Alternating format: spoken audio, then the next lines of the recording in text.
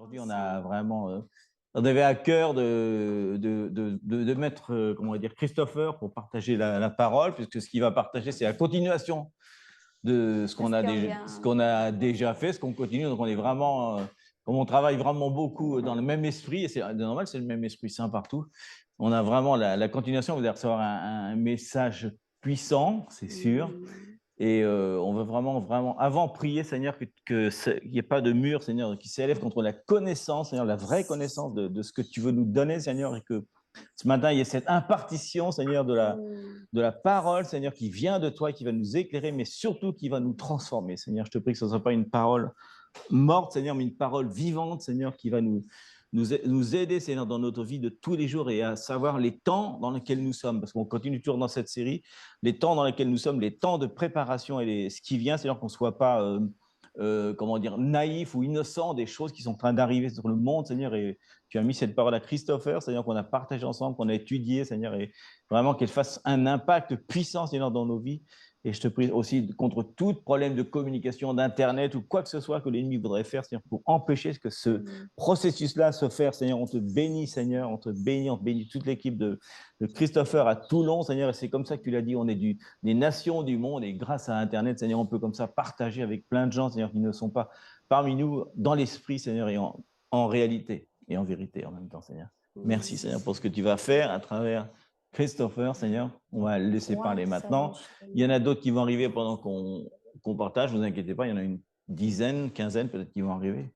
On va essayer de ne pas perturber le truc si on peut. Et voilà, on te laisse la parole, Christopher. Amen, amen, amen. Merci, merci beaucoup. Bonjour à chacun, à chacune.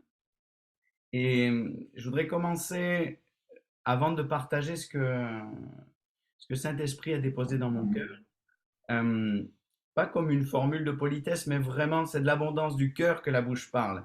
Et j'ai quelque chose qui jaillit de moi et je veux encore et encore euh, remercier le Père, notre Père, d'avoir. Tout à l'heure, il a dit quelque chose, Dominique et Liliana, que nous sommes leur prolongement.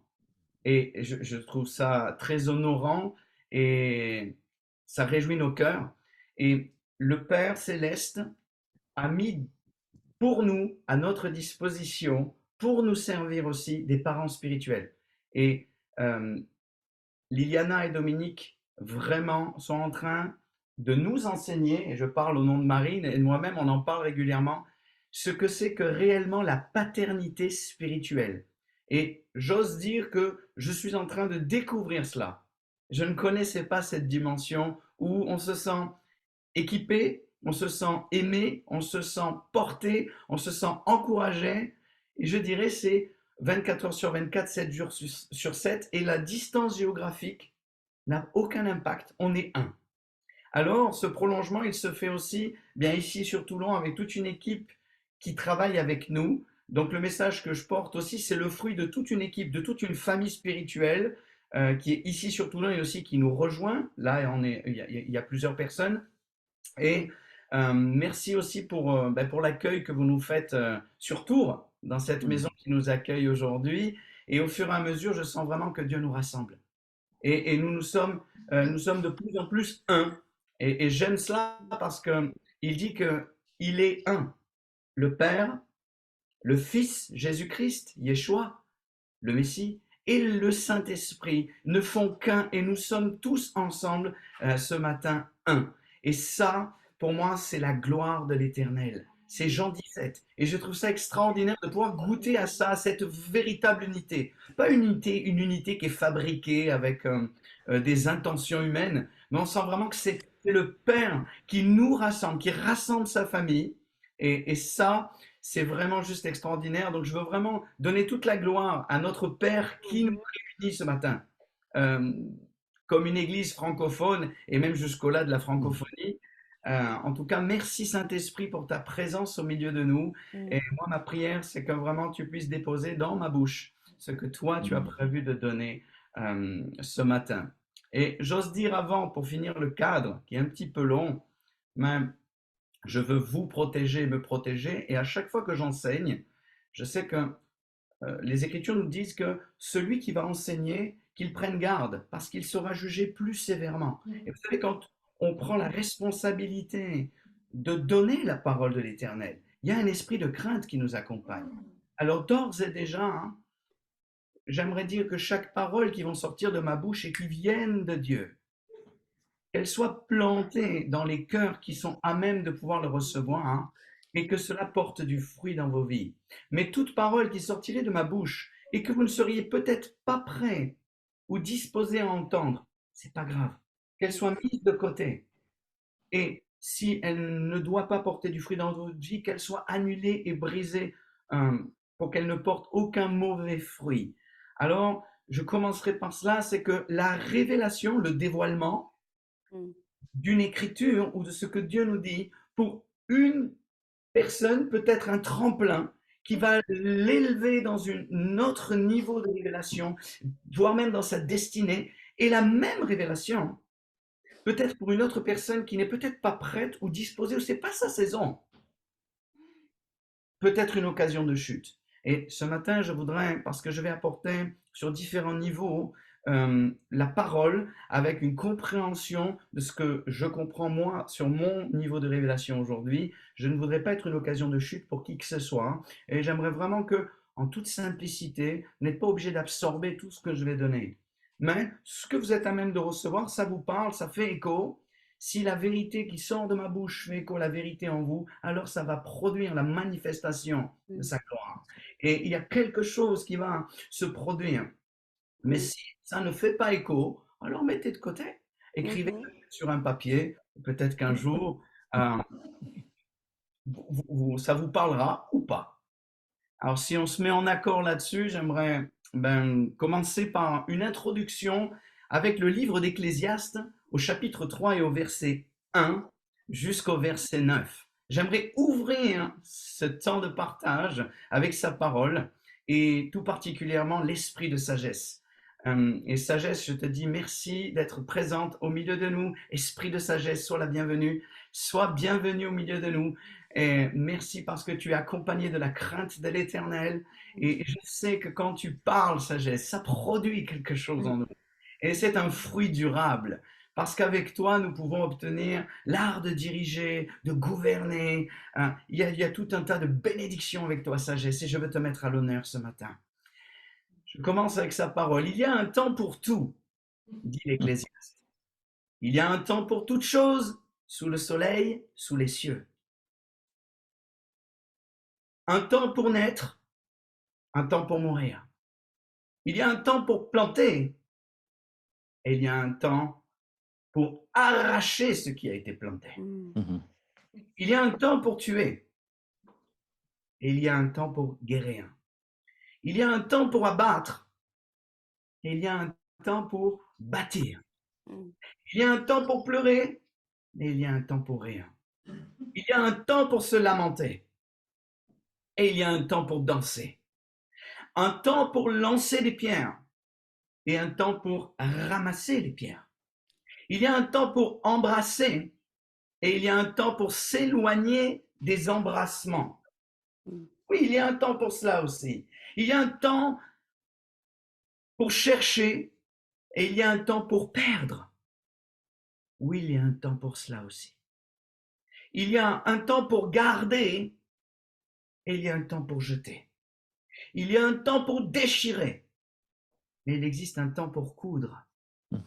Il existe un temps pour se taire, mais il y a un temps pour parler. Il y a un temps pour aimer, mais il y a un temps aussi pour haïr. Il y a les temps pour la guerre. Il y a des temps pour la paix. Quel avantage celui qui travaille retire-t-il de sa peine? J'aimerais introduire avec cela parce que nous pouvons, je crois, chacun d'ici, d'entre nous, nous retrouver actuellement dans une de ces saisons de nos vies. Et ne pas culpabiliser, ne pas être offensé, ne pas se diminuer parce que mon frère ou ma sœur est dans une autre étape de sa vie. Alors je vais partager une perspective prophétique, c'est-à-dire une pensée que je pense global de ce que l'Esprit de Dieu fait aujourd'hui à l'Église de francophonie. Mais à chacun de nous, il nous appartient d'être dans un de ces temps également que je viens de nommer. Et ça va. Mais globalement, on voit que le Saint-Esprit s'adresse à l'Église plusieurs fois. L'ange de Jésus, dans le livre de la Révélation, va dire qu'il s'est adressé à Jean pour donner un message à l'Église. Alors, c'est un petit peu dans ce sens-là où je vais amener un message de discernement des temps pour l'Église en général. Voilà ce que je ressens. Ce qui ne met pas de côté ces temps-là dans lesquels vous pouvez vous retrouver aujourd'hui, où je peux me retrouver individuellement. Mais comme on parle de famille, on parle d'unité, je voudrais vous adresser quelque chose que le Saint-Esprit a mis dans mon cœur lors de cette transition de 2022 à 2023. Parce que nous avons traversé, nous sommes encore dans ce sas, nous sommes encore dans cette traversée, je dirais, de l'année 2022 à l'année 2023. Et pour certains qui sont très sensibles, ils peuvent déjà ressentir et voir les nuages au loin de la pluie qui arrive. Et j'ai pu apercevoir ces nuages. Sur la montagne sainte, dans les hauteurs, Dieu m'y a conduit à force de l'adorer avec toute une équipe ici, et il m'a été donné plusieurs visions que j'aimerais partager avec vous ce matin. Et ces visions-là, pour moi, elles m'apportent encouragement, édification, réconfort et stabilité, équilibre. Et c'est comme si ces visions, elles étaient là pour nous apporter, au milieu de toutes les voix VOIX, les voix qui s'expriment, une autre voie possible pour nous. Au milieu des autres voies VOIES, chemin, un autre chemin possible. Oui, c'est comme si l'Esprit du Seigneur avait créé pour nous, enfants de Dieu. Si toutefois vous avez déjà accepté Jésus-Christ comme votre seul Seigneur et Sauveur dans votre vie, alors, si c'est le cas, il y a une voie d'espérance qui a été tracée. Et si vous n'avez pas encore accepté le Seigneur Jésus-Christ, alors c'est le moment de le faire aujourd'hui, parce que s'il frappe à la porte de vos cœurs, c'est parce qu'il a un message et il a une semence à déposer dans vos cœurs pour qu'elle prenne vie. Et sa parole est puissante, elle est vivante, elle est agissante et elle pénètre, oui, au-delà de tout ce que nous-mêmes nous pouvons voir, comprendre. Et elle vient semer la vie, elle vient semer l'ordre, la justice, elle vient réparer, elle vient guérir, elle vient consoler ceux qui ont le cœur brisé. Elle vient annoncer pour 2023 un élargissement à tous ceux qui se sentaient comme oppressés. Elle vient annoncer une bonne nouvelle. Alors, je vais commencer par donner un but, parce que la fin d'Ecclésiaste dit, et il pose une question, quel avantage celui qui travaille retire-t-il de sa peine qu'on a pu nommer avant? Si vous avez perdu quelque chose, si vous êtes dans un temps de guerre, si vous voyez que c'est difficile parce que vous êtes en train d'être déchiré ou vous devez vous débarrasser de certaines choses, mais il y a un but qui doit nous maintenir dans l'espérance. Et ce but, on le retrouve dans Philippiens chapitre 3 au verset 14. Et il est dit, c'est l'apôtre Paul qui parle ici, et qui dit, je cours vers un but, vers le but. Alors oui, il y a, je dirais, une peine qui est là. On travaille, mais on travaille tous pour quelque chose en commun. Et si nous avons Christ dans nos cœurs, alors le but et le chemin tracé pour nous, il a un but. Peu importe les stratégies que Dieu va donner à chacun pour y arriver, le but nous unit. Il est dit quelque part que faute de connaissance, mon peuple périt. Faute de révélation, faute de vision, faute de dévoilement, mon peuple périt. Mais ici, nous ne sommes pas de ceux qui allons nous perdre parce que nous connaissons le but. Et Philippiens 3,14 dit, je cours vers le but. Pourquoi? Pour remporter le prix de la vocation céleste en Jésus-Christ. Waouh! Il y a une récompense, les amis. Nous avons une récompense Et cette récompense, elle doit le matin, chaque matin, nous aider à comprendre que ces bontés se renouvellent pour chacun et chacune d'entre nous chaque matin, pour nous aider à récupérer ce prix. Et il n'y a pas de mal à vouloir se saisir du prix, parce que l'apôtre Paul va dire que nous sommes tous dans une course. Nous sommes dans cette course. Alors quand on court, il y a des règles, et les règles, on les respecte naturellement parce qu'il a déposé sa loi dans nos cœurs. Et pour maintenant courir la course ensemble, c'est important de discerner les temps dans lesquels nous nous trouvons pour pas nous tromper de comment on va courir. Est-ce qu'on est dans une côte? Est-ce qu'on est dans une pente? Est-ce qu'on est dans un virage où on n'y voit pas très clair? Et j'aimerais vous dire que cette année, il va y avoir une invisibilité dans le naturel qui va nous empêcher de voir la perspective d'avenir. Pourtant, Dieu a choisi de révéler au travers sa parole et à travers ses prophètes une voie qui n'est pas naturelle mais spirituelle, c'est une voie d'espérance.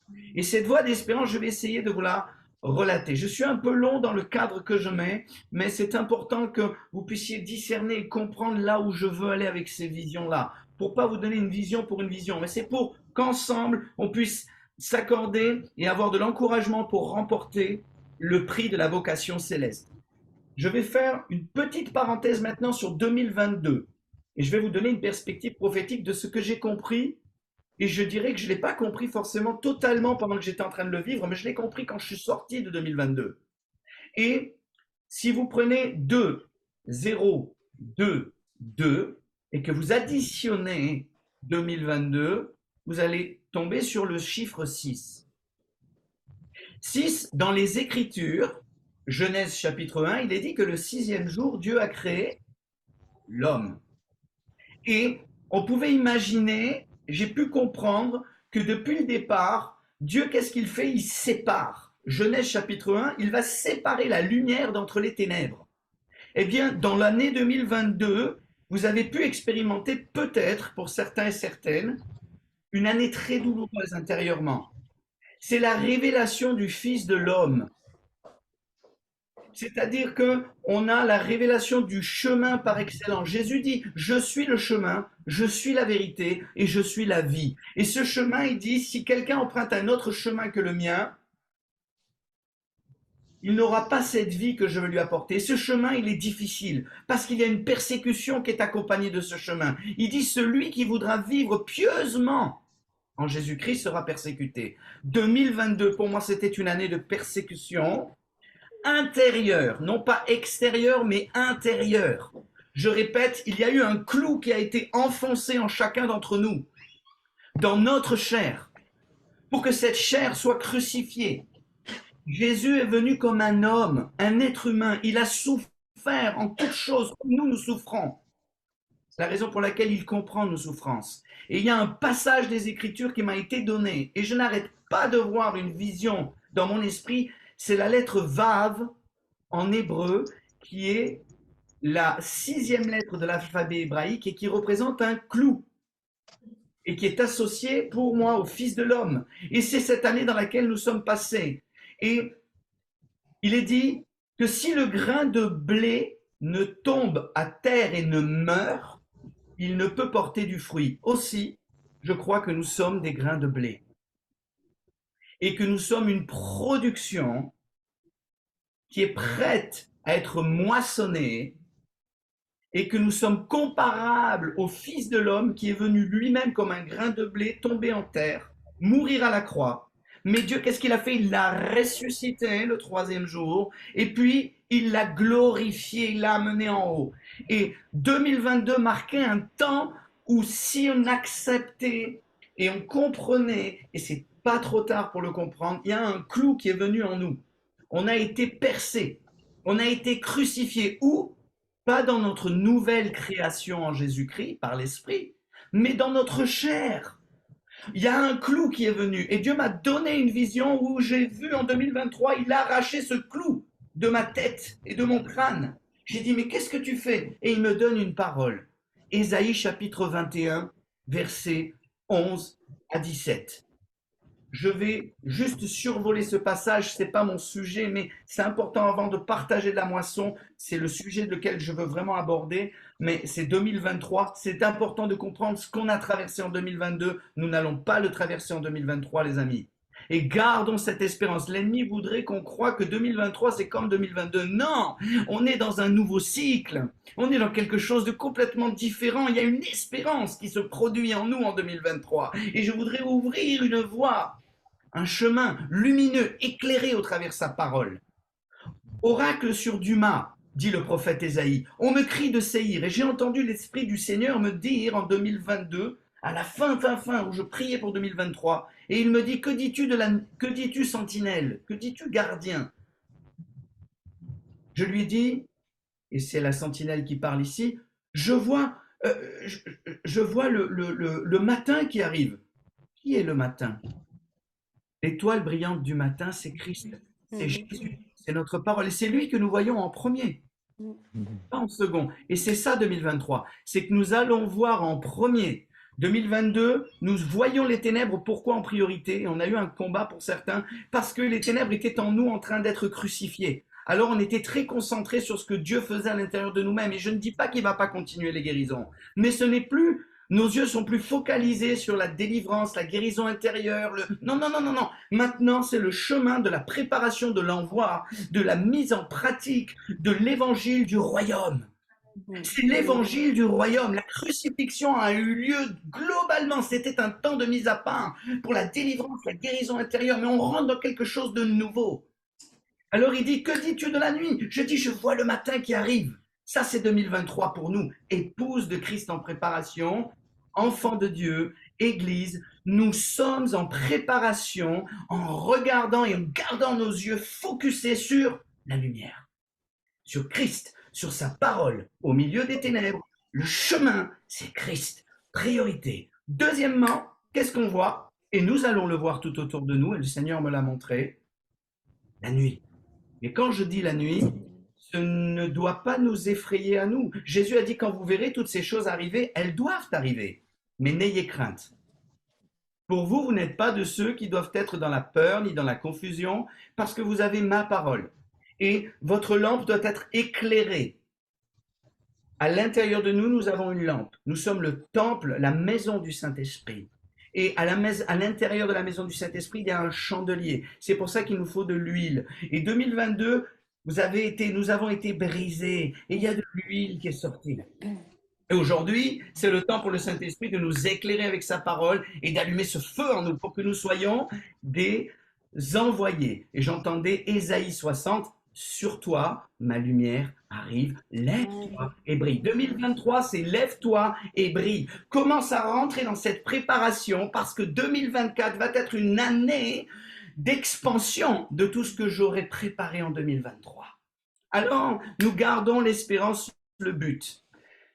Dans Ésaïe 21, il y a quelque chose qui m'a interpellé. Il dit, portez de l'eau à ceux qui ont soif. Ça y est, nous commençons déjà, nous-mêmes, à nous remplir de cette eau. Jésus va dire à la Samaritaine, si tu m'avais demandé toi de l'eau, moi je t'aurais donné une eau qui tu n'aurais plus jamais eu soif.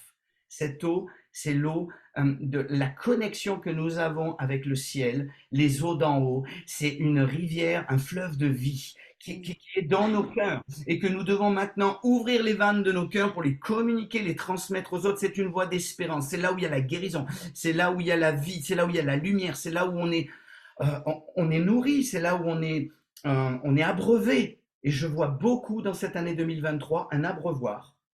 Et je vois aussi une mangeoire. Je ne sais pas pourquoi, je vois quelque chose où il y a vraiment, on va avoir cette nourriture. Et je veux prophétiser maintenant. Et je veux déclarer, décréter sur votre église, sur notre église, sur nos communautés, que maintenant, certes, il y a un robinet qui se ferme dans le naturel. Et parce qu'il est fermé dans le naturel, Dieu dit, c'est dans ta faiblesse, mon frère, ma sœur, c'est dans notre faiblesse que sa puissance va s'accomplir.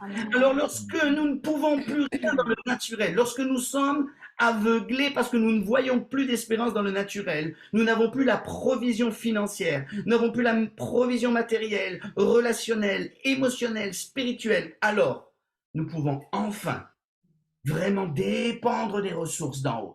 Tant que les robinets sont ouverts en bas, nous avons un mélange où c'est un peu du monde, un peu du ciel. Dieu dit maintenant dans cette période, je ferme un robinet dans le naturel et j'ouvre les écluses des cieux. Sur toi, ma lumière et ma gloire apparaît. Nous allons bénéficier des provisions surnaturelles qui ont été préparées en haut. Et il y a plein de réserves pour nous. Il y a un réservoir plein. Il dit, venez, achetez, mangez, buvez gratuitement aux eaux du salut.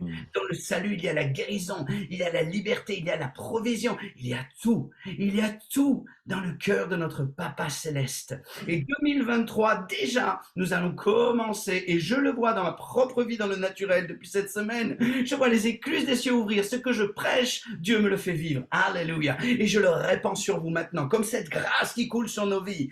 Qu'il y ait une pluie abondante de bénédiction qui vient du ciel. Amen. Ce n'est pas à propos de moi.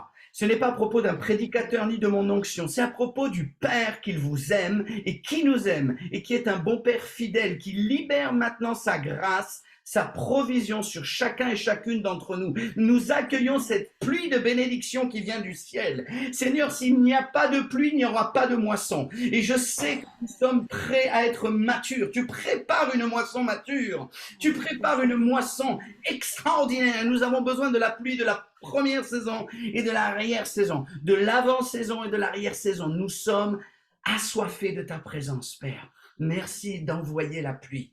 Et pour que ce robinet qui était fermé puisse nous donner accès aux provisions d'en haut, il y a, lorsque nous bénéficions d'une provision surnaturelle d'en haut, un témoignage pour ceux qui dépendent du robinet d'en bas.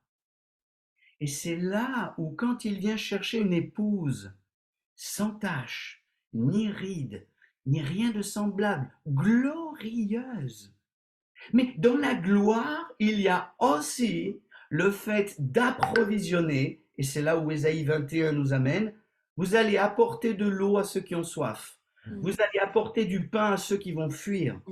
Parce qu'il y a des fugitifs de l'Égypte, des fugitifs musulmans, des fugitifs qui sont dans la persécution que je vois dans cette année. Parce que Ésaïe 21, le contexte, c'est Ismaël. C'est la bénédiction qu'il y a eu d'Abraham sur Ismaël, un des deux fils d'Abraham.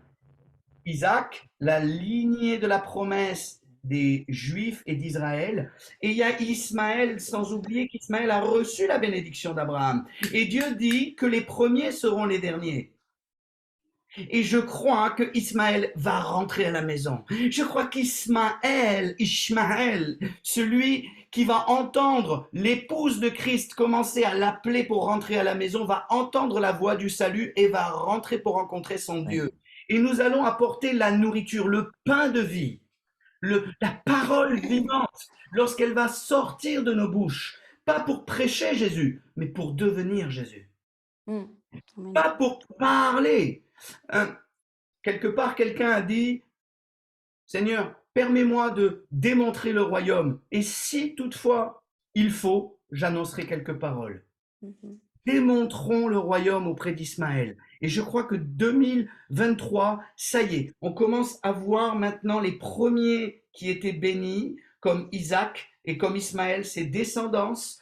Israël et les musulmans sont en train de goûter au Messie, au Mashiach. Et nous sommes une voix prophétique, une des destinées de la France que je comprends.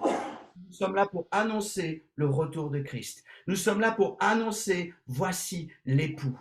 Nous devons refléter cette épouse, cette mariée qui est glorieuse. Et alors, quand on va commencer à prospérer, oui, prospérer, à tout égard, émotionnellement, spirituellement, professionnellement, matériellement, je le crois qu'à ce moment-là, il va y avoir un témoignage puissant. Ils vont reconnaître que Christ vit en nous et que nous sommes alignés, nous connectés au Père qu'Ismaël recherche. Parce qu'Ismaël recherche un Père, il ne recherche pas Jésus, il recherche un Père. À nous de devenir ces petits Christ qui manifestons le cœur du Papa. Et tous ces Israélites et ces Ismaélites vont rentrer dans le royaume et c'est ce qui est en train de se passer. Dans Ésaïe 21, il est dit encore une année comme les années d'un mercenaire. Et c'est en fait toute la gloire de Kédar. Kédar, ça représente un des fils d'Ismaël. Et il ne restera qu'un petit nombre de vaillants archers, fils de Kédar, car l'Éternel, le Dieu d'Israël, l'a déclaré. Encore une année. Dieu m'a parlé d'une année, il y a 2 mois. Et il y a 1 mois et demi. Et là, j'ai eu un autre rêve qui était peut-être personnel, mais j'ai entendu 10 mois. Et je vois qu'il y a une continuité. Il reste 10 mois. 10 mois, pourquoi? Pour prendre conscience qu'on doit se préparer. C'est un temps de préparation. On doit discerner les temps. Nous sommes dans un temps de préparation qu'on ne doit pas louper. Ça ne sera pas comme les années à venir où on avait une perspective de 3 ans de préparation, 4 ans de préparation. Non, les temps sont resserrés, les temps sont courts, mais nous avons à disposition déjà avec le ministère de Liliana et Dominique tout ce dont nous avons besoin pour pouvoir être construits en très peu de temps. Et ça, c'est une grâce et c'est un cadeau. Je vais vous donner 4 visions consécutives. On a avancé un petit peu en heure. Je ne veux pas déborder sur le timing, mais si vous permettez, je vais vous donner 4 visions pour continuer ma vision du robinet. Marine, tu as préparé? Voilà. Est-ce qu'on peut mettre la vision, les 4 visions, parce que je crois que 2023, ce sont des étapes que Dieu m'a montrées, que nous allons expérimenter, vivre et dans laquelle nous allons marcher. Et quand vous allez voir ces 4 images, pour certains et certaines, ça va sans doute vous parler. Et si vous avez une mémoire visuelle comme moi, ça va vous marquer. Et moi, bien souvent, ça m'aide. Ça me réconforte parce que Osée 4,6 dit: faute de vision, mon peuple périt. Et quand on a une vision, quand on a un but à atteindre et quand on connaît les étapes par lesquelles on peut passer, c'est plus facile de les accueillir. Parce que les épreuves, elles viennent en fonction des étapes dans lesquelles nous sommes. Et ces 4 visions, elles vont vous être mises à l'écran. Marine, elle a préparé l'image. Je vais vous donner ces 4 visions. La première, c'est que j'ai vu un robinet fermé. La deuxième, j'ai vu une bague d'alliance, de fiançailles. La troisième, c'est j'ai vu un tamis. Vous savez, c'est pour secouer le grain et on va le vanner. Et quatrième, j'ai vu la moisson. Mais j'ai vu des champs de moisson à perte de vue. J'ai vu la moisson qui était mûre, qui était belle, qui était rayonnante du soleil de justice. Ce sont les 4 étapes que l'Éternel m'a montrées pour 2023. J'ose comprendre personnellement qu'à la fin de 2023, nous rentrons dans la moisson. La grande moisson. Pas celle que nous avons connue jusqu'alors, pas les miracles que nous connaissions jusqu'alors, mais des choses que nous ne connaissions pas. Et nous allons traverser ces 4 étapes 2023